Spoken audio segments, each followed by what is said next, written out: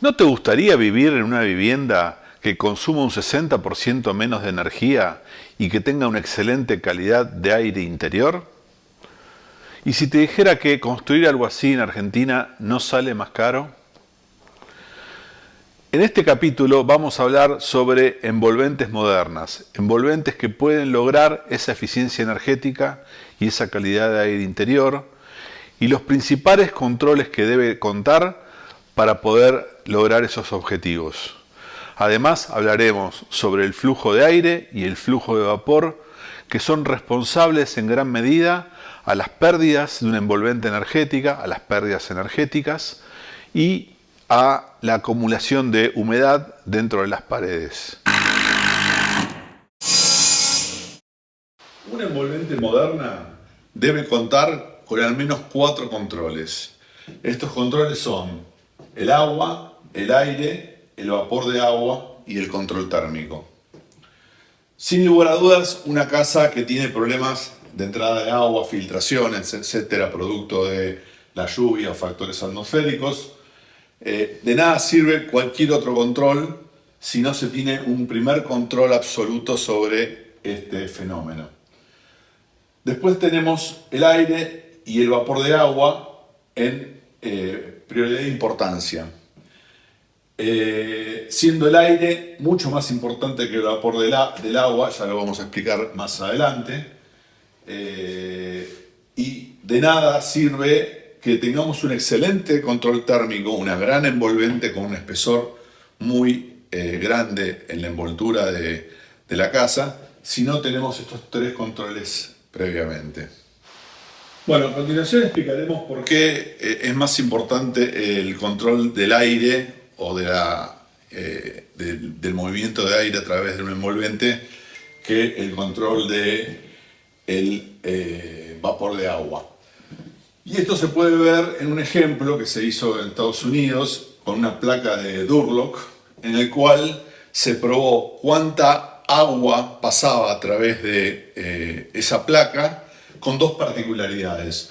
Una utilizando la capilaridad de la placa, o sea, la permeabilidad que tiene la placa al flujo de vapor de agua, y otra realizando un agujero de 1 pulgada por 1 pulgada, y se llegó a la conclusión de que en todo un invierno el hecho de tener un agujero de 1 pulgada por 1 pulgada representan 30 litros de agua de filtración en dicha envolvente. Mientras que por capilaridad solo pasaron 1/3 de litro de agua. Esto es el equivalente a que el flujo de aire es 100 veces más importante que lo que se produce por capilaridad. Y es ahí donde nosotros tenemos que poner énfasis en el control del envolvente, en tapar agujeros, y les doy un par de ejemplos.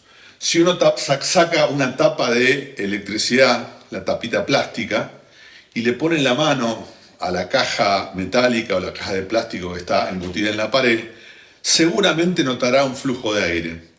Ahí uno se da cuenta de, en lugares que habitualmente no se sellan en la construcción tradicional, donde se producen filtraciones. Obviamente en ventanas hay filtraciones indeseadas. Uno con acercarse a una ventana se da cuenta el flujo de aire que fluye a través de ellas. Entonces, en un envolvente siempre es más importante tapar los agujeros que preocuparse por el vapor de agua que pudiera llegar a pasar a través de sus elementos. Bueno, un concepto interesante a tener en cuenta es el flujo de vapor y en qué sentido ese flujo de vapor o aire fluye a través de un envolvente. Y esto tiene que ver con 2 parámetros fundamentalmente, que son la temperatura y la humedad. El flujo de vapor siempre fluye de donde hay mayor temperatura a menor temperatura y donde hay mayor humedad a menor humedad. Y esto puede verse en los 2 gráficos, en el cual el de arriba representa el invierno, el de abajo representa el verano, tomando una temperatura de 21 grados en el interior, en invierno con una temperatura de 5 grados, el flujo de vapor siempre va a ser de adentro hacia afuera, tanto en paredes, techos o pisos. Obviamente que el piso va a tener una temperatura mayor que la temperatura atmosférica. Esto es importante a la hora de estudiar, por ejemplo, dónde ubicar una barrera de vapor. Es claro el concepto de que se utiliza en general barreras de vapor del lado más caliente, del lado interior, precisamente para que la humedad interior que existe en la vivienda fluya hacia afuera y se vea impedida de fluir con esa barrera de vapor para evitar condensaciones intersticiales dentro del muro. En el caso del verano, el flujo es al revés, va de mayor temperatura a menor temperatura, o sea que va de afuera hacia adentro. Acá carece de sentido si hubiéramos ubicado una barrera de vapor del lado interior, porque lo que haría sería retener de alguna manera la humedad en la cara interior, produciendo por ahí un riesgo de condensación. Por eso siempre hay que estudiar el uso de barreras de vapor.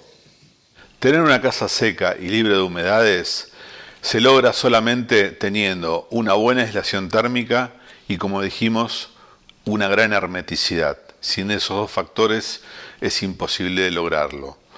Hoy en Argentina se puede construir una vivienda eficiente en seco, con madera, con paneles SIP y lograr esos objetivos.